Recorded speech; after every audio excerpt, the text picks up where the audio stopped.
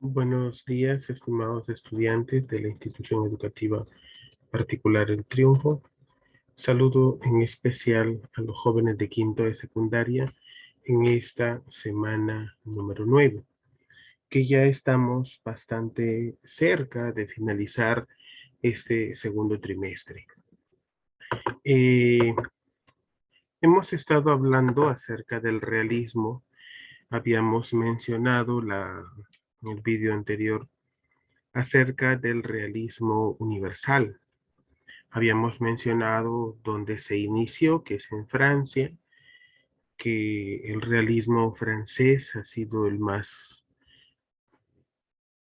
prolífico, el más fértil, con una producción literaria, con unas obras bastante destacables y reconocibles. Teníamos que mencionar también en este video, pues, a Henry Bailey o Stendhal, con su obra Rojo y Negro y La Cartuja de Parma. No podría pasar por alto también a Honoré de Balzac con la obra La Comedia Humana, Papa Goriot, Eugenia Grandet, y también a Gustavo Flaubert con su obra Madame Bovary, ¿ya? Entonces, eso es lo que nosotros hemos tenido en el realismo francés. También mencionamos en el realismo español a Benito Pérez Galdós, con su obra Marianela y La Fontana de Oro. Habíamos mencionado a el realismo ruso, a Fyodor Dostoyevsky con Crimen y Castigo, Los Hermanos Karamazov, y a el autor León Tolstoy con su obra La Guerra y la Paz, La Guerra y la Paz y Ana Karenina. Por supuesto que faltan varios autores que no estoy mencionando en este momento, para solamente poder recordar una visión general, ya que el día de hoy hablaremos del realismo peruano. ¿Por qué me estoy centrando en el realismo peruano? Porque nosotros hemos identificado ya en el módulo varias preguntas acerca de este tema. Eh, Sin dudas, el realismo ha sido un movimiento literario que ha repercutido en muchas partes del mundo, ¿no? Tenemos en pantalla a José Manuel de los Reyes González Prada y en la parte inferior derecha a Clorinda Mato de Turner. Vamos a hablar entonces de qué es el realismo y cómo es que se desarrolla. En principio, ¿cuál es el contexto histórico-cultural? Existe una crisis de la riqueza porque si bien es cierto, se habían establecido estructuras políticas, económicas y sociales, estas, o mejor dicho, cada una de ellas iba con su realidad, iba con sus intereses.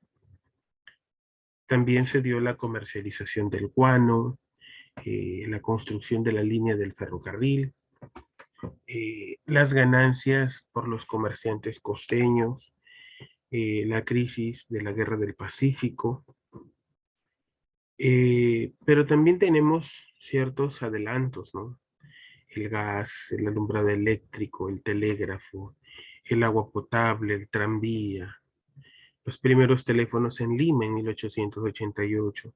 Y ese año es bastante importante. Recuerde que te había hablado de que en el año 1888 Rubén Darío publica el poemario Azul, y es a raíz de ese año que da a conocer al mundo el movimiento literario del modernismo. También existen dos maneras de pensar y de sentir. Entre los años 1850 y 1900 hubieron dos movimientos literarios. El romanticismo, que, bueno, dos visiones de un movimiento literario. El romanticismo como sentimiento o una defensa del sentimiento sobre la razón. Y en América nosotros teníamos un romanticismo que era un sentimiento que reafirmaba los valores de la patria.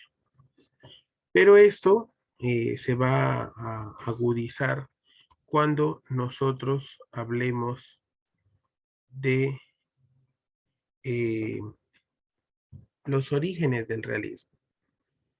Por ejemplo, el realismo nosotros sabemos que se inicia en Europa a mediados del siglo XIX. Surge como una reacción propia a la sensibilidad romántica. Los realistas pues prefirieron personajes que vivan el entorno, que vivan estas situaciones diferentes a lo que el hombre venía experimentando. Y también que los escritores realistas se dedicaron a una observación minuciosa del ser humano, su comportamiento y sus problemas cotidianos. En el Perú, nosotros, esta literatura se inició a fines del 19 y pues tiene tres características bastante importantes. Primera, que va a recibir una influencia del realismo francés. La segunda, que va a mostrar una realidad circundante, una realidad cercana. Y tercero, que propone ideas y propugna la regeneración nacional. Si bien es cierto, en los principales subgéneros del realismo peruano está la novela y el ensayo. La novela, porque es el género que mejor se adaptaba a la necesidad de observar y explicar la vida de las personas. En el caso del ensayo, porque había sido un poco cultivado y pues fue muy utilizado por los escritores. Dentro, dentro de los escritores realistas peruanos, pues nosotros tenemos que mencionar a los que han hecho un gran impacto en esta literatura. Mercedes Cabello de Carbonera, Clorinda Matos de Turner, Teresa de Fanning. Y en el ensayo, pues ha destacado a Abelardo Gamarra, conocido como el Tunante, y González, Manuel González Prada. Eh, bien, de Manuel González Prada nosotros podemos mencionar su obra Minúsculas, que ha sido una de las más destacables. De Manuel González Prada podemos mencionar que este escritor eh, nació en Lima. Él denunció a la iglesia porque consideraba que eh,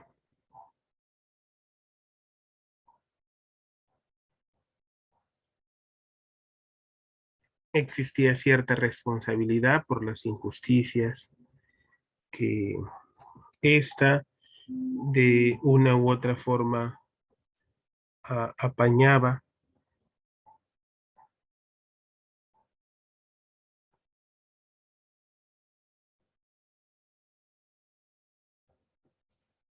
Entonces, también nosotros vamos a tener que él condena los privilegios de las clases acomodadas. Su visión es bastante radical. Su obra, sus discursos, páginas libres, horas de lucha, eh, sus obras en verso más importantes pues son minúsculas, presbiterianas y exóticas. En el caso de Mercedes Cabello de Carbonera, es una escritora y ensayista moquehuana.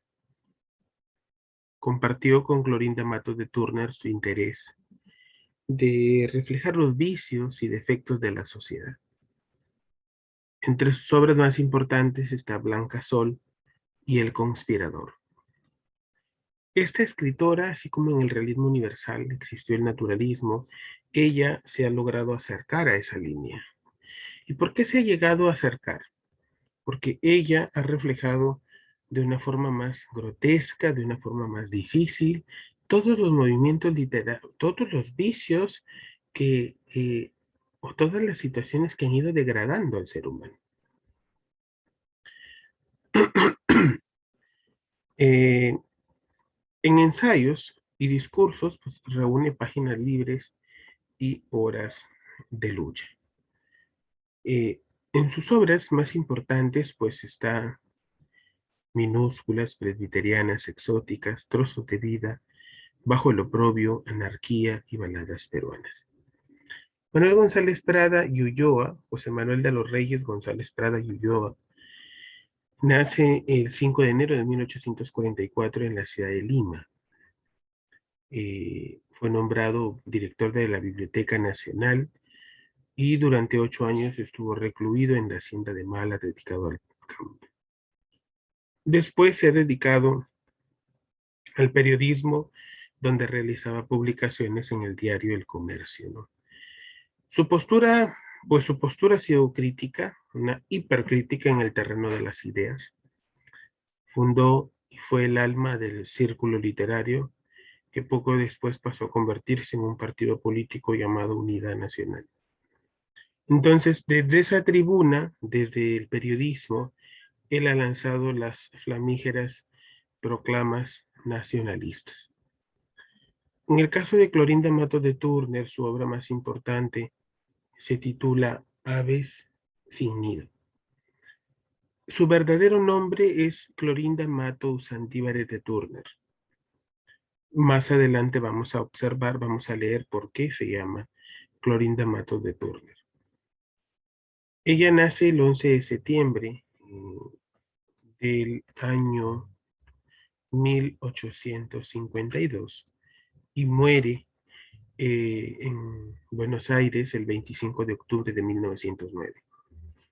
Fue una destacada escritora peruana en la época de la independencia latinoamericana y ha sido fundadora de la novela indigenista, que también hemos mencionado a Enrique López Albújar, al propio José María Arguedas.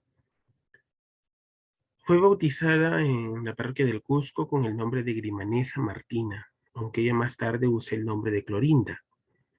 Eh, su abuelo paterno, perdón, era magistrado en la Corte de Justicia del Cusco, literato y jurista. Y por su familia materna, pues habían vivido en Argentina y también en el Cusco.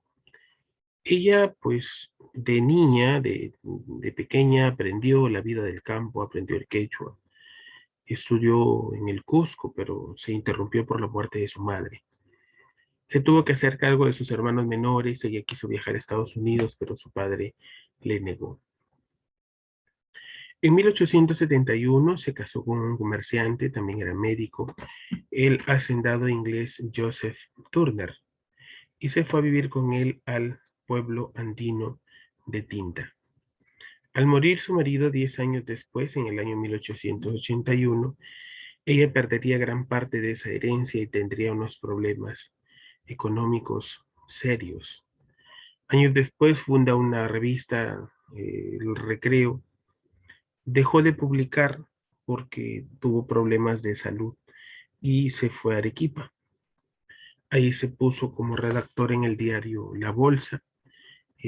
Publicó su tragedia Imazuma, que tuvo poco éxito porque solo se representó una vez.